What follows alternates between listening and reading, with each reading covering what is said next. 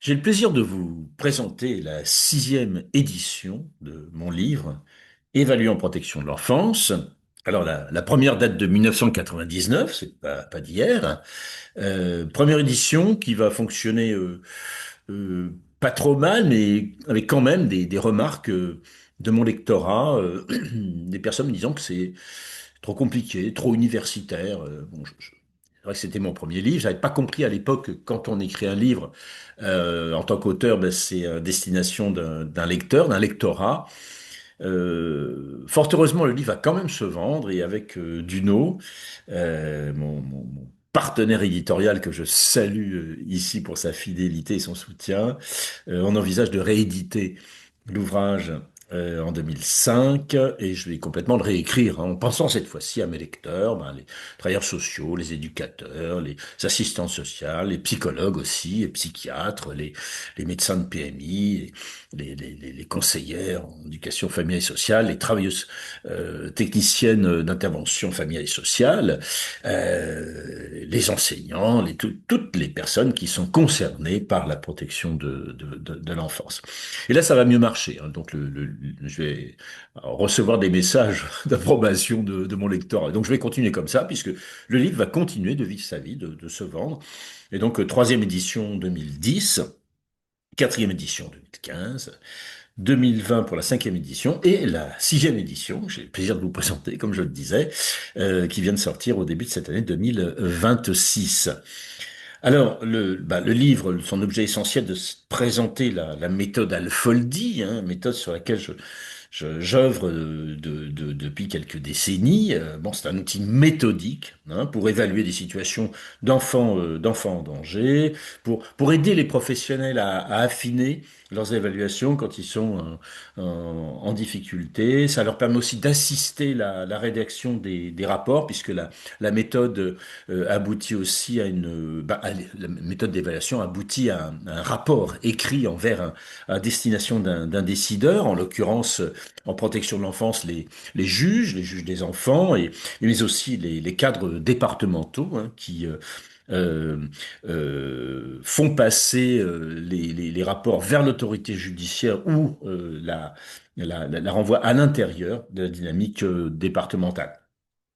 Donc c'est un outil que j'ai forgé au départ à partir de mon expérience d'éducateur en AEMO, une quinzaine d'années en AEMO, l'assistance éducative en milieu ouvert, mais c'est aussi une formation de praticien-chercheur que j'ai faite à l'école de Henri Desroches, et plus précisément à Sancier, à l'université de Paris 3.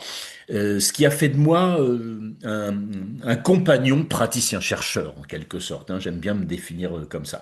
Donc, ce qui fait que l'ouvrage n'est pas achevé. Je continue d'y travailler. Je continue de m'efforcer d'améliorer le livre, la méthode. Il s'agit de remettre 100 fois sur le métier l'ouvrage, comme disait le poète Jacques Prévert. Donc la conception générale de cet outil, c'est que tous les outils principaux sont livrés. Je ne fais pas de rétention, c'est pas le message venez faire ma formation et puis je vous donnerai les outils. Non, ils sont tous donnés. C'est vrai que quelqu'un d'un petit peu dégourdi méthodologiquement, en lisant le livre, pourrait appliquer la méthode. Bon, je ne vous dis pas que c'est le plus simple et que la formation n'est pas judicieuse pour bien se servir de la méthode Alfoldi. Euh, alors, au fil des éditions, je l'ai simplifié. Je l'ai simplifié. Au départ, bon, je voulais écrire un petit peu complexe, hein, comme les auteurs que je lisais dans mon parcours universitaire à l'époque. Mais très honnêtement, je pense que pour un auteur de mon envergure, point n'est besoin d'écrire compliqué. Donc, au fil des éditions, j'essaye de simplifier un peu l'exposé de ma pensée. Alors, des nouveautés dans cette sixième édition, évidemment, j'ai tenu compte de l'impact de la loi de protection de l'enfance de 2022, l'instauration du référentiel de la Haute Autorité à la santé qui vient chapeauter les pratiques d'évaluation dans notre pays en ce qui concerne la protection de l'enfance. J'ai aussi, comme à chaque édition, procédé à la modernisation et l'affinement des outils principaux de la méthode, notamment le mouton à cinq pattes, hein, qui porte un nom énigmatique pour ceux qui connaissent pas la méthode, mais ceux qui la connaissent et celles qui la connaissent, vous savez bien que c'est l'outil central, principal, le gros outil, l'outil le plus puissant de la méthode. Alors, des nouveaux outils aussi, hein, notamment une balance danger-compétence, qui est un outil graphique assez sympa pour se représenter l'état de danger et l'état des compétences aussi en fin d'évaluation. Le modèle théorique, il n'a pas bougé, hein, c'est l'approche clinique dans l'évaluation inspirée des travaux de Anne-Marie Favardrio, et puis le modèle de la théorie générale de l'évaluation que j'ai trouvé chez Jean-Marie Barbier dans son bouquin de 1985, que j'ai pas trouvé de nouveauté. Je pense que le concept d'évaluation a été bien exploré par ce grand chercheur.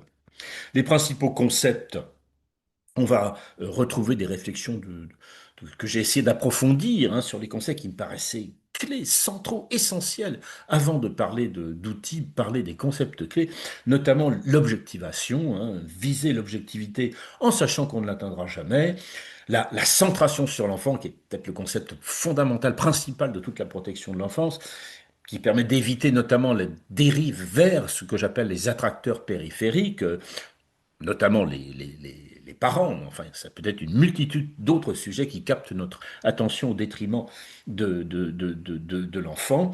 L'empowerment, hein, vraiment, c'est aider la personne concernée à prendre plus de pouvoir possible sur ses décisions, la personne, l'enfant, ses parents, et aussi la dimension contre-transférentielle, hein, c'est apprendre à être attentif à certaines dérives qui peuvent être issues de nos résonances émotionnelles en tant que professionnel envers l'enfant et sa famille. Alors, il y a également dans l'ouvrage plusieurs discussions que j'ai forgées au fil des éditions. J'ai discuté des sujets clés qui portent débat, notamment la notion de danger, hein, ce terme incontournable, mais qui comporte de profondes incohérences lexicales que je m'efforce de montrer.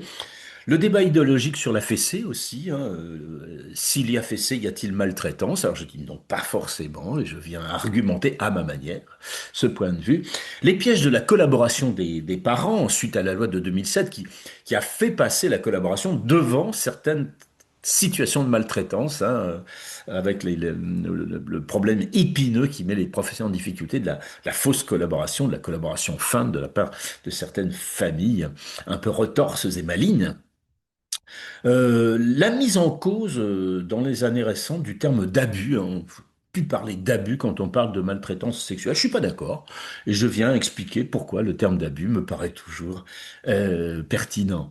Et je viens aussi introduire une discussion sur la notion de méta-évaluation. C'est quoi la méta-évaluation? C'est l'évaluation de l'évaluation, ce qui me paraît être un devoir de toute personne qui pratique l'évaluation, d'interroger sa propre pratique d'évaluation et aussi les méthodes et outils auxquels elle se réfère. L'ouvrage aborde aussi certaines dérives repérées sur ma méthode. Enfin, principalement, je vais dire quand elle est mal appliquée, notamment l'induction diagnostique. Induction diagnostique, c'est ah ben oui, je sais ce qu'il en est de ce cas-là parce que j'ai déjà rencontré X cas du même ordre. Ben pas forcément. Des fois, celui-là est peut-être différent des précédents, même s'il y a des similarités. La tendance chronophage aussi, ah, c'est bien la méthode Alpha-D, mais ça prend tellement de temps. Je dis non, non, non, non. Au contraire, ça permet de gagner du temps à condition de s'y être formé, de s'y être entraîné, d'avoir pratiqué. Il faut investir du temps au départ, mais après, on en gagne. La bibliographie, il y en a 9 pages. Hein. Alors, c'est pas une bibliographie de confort, de prestance. Tous les ouvrages cités sont utilisés dans mon livre.